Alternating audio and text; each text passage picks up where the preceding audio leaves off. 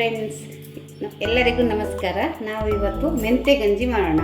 ಮೆಂತೆ ಗಂಜಿಗೆ ಮೆಂತೆ ಒಂದು 4 ಸ್ಪೂನು ನೆನೆಸಿ ಇಟ್ಕೊಂಡಿದ್ದೀವಿ.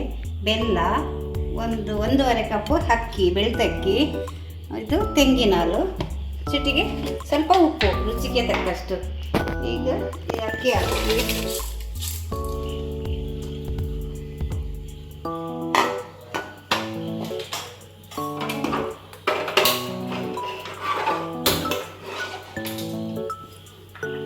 ನೆನೆಸಿದ ಮೆಂತೆ ಪೂರ್ತಿ ಉಪ್ಪು ಹಾಕಿ ಒಂದು 4 ವಿಷಲ್ ಹಾಕಿಸ್ಬೇಕು. 4 ವಿಷಲ್ ಕೂಗಿಸಿದ್ರೆ ಅನ್ನ ಬೇಯುತ್ತೆ. ಆಮೇಲೆ ತೆಂಗಿನ ಹಾಲು, ಬೆಲ್ಲ ಆಮೇಲೆ ಹಾಕೋದು.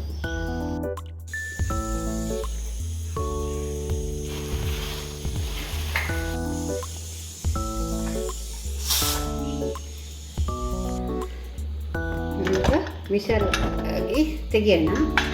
ಚೆನ್ನಾಗಿ ಬೆಂದಿದೆ.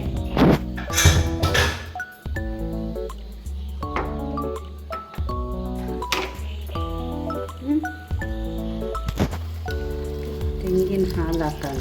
ತೆಂಗಿನ ಹಾಲು,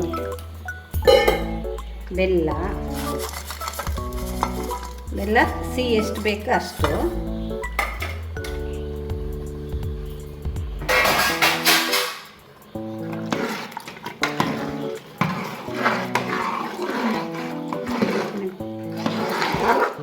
ಮಂಗಳೂರು ಕಡೆ ಮೆಂತೆ ಗಂಜಿ ಅಂತ ಹೇಳ್ತಾರೆ. ಕನ್ನಡದಲ್ಲಿ ಮೆಂತೆ ಅನ್ನ ಅಂತಾರ, ಮೆಂತೆ ಪಾಯಸ ಅನ್ಬೋದು. ತುಂಬ ಒಳ್ಳೆಯದು, ತಂಪು ಬಾರಿ.